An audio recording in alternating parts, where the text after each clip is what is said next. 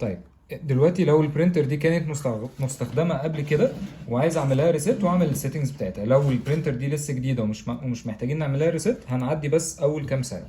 طيب انا هعمل ايه؟ هقفل الزرار الباور او هو هيكون مقفول، هاجي ادوس هنا على زرار الفيد وافضل دايس عليه كده اهو، وانا دايس بفتح زرار الباور وافضل دايس على الزرار اللي فوق. تمام كده الباور اشتغل. هلاقي عندي اللمبتين دول نوروا دلوقتي الاحمر والازرق. هسيب فوق. تمام. هعمل ايه دلوقتي؟ هاجي عند الزرار اللي ورا، هلاقي فيه عندي هنا زرار، هدوس عليه مره واحده. بعد ما دوست عليه هلاقي الزرار الاحمر والازرق هيختفوا. كده هي هتعمل دلوقتي ايه؟ ريست. استنى شويه.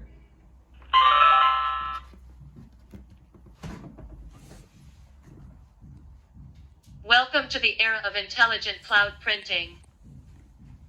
حلو تمام كده هي خلاص عملت ريست وبقت كانها برينتر جديده. عايز بقى اعرف المعلومات اللي هعمل ايه؟ هاجي تاني عند الزرار اللي ورا ده وادوس عليها مرتين.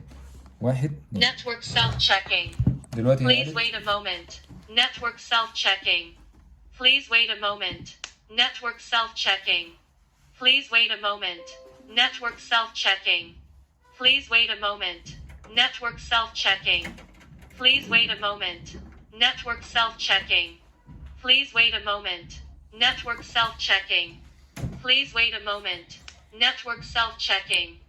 Please wait a moment. Network self-checking. Please wait a moment. Network self-checking. Please wait a moment. Take the bill please. دلوقتي هي خلاص طلعت الانفو ولقيت فيها الاي بي بتاعي اللي انا المفروض استخدمه اللي هو 102. طيب انا دلوقتي لو عايز اثبت بقى الاي بي ادرس ده،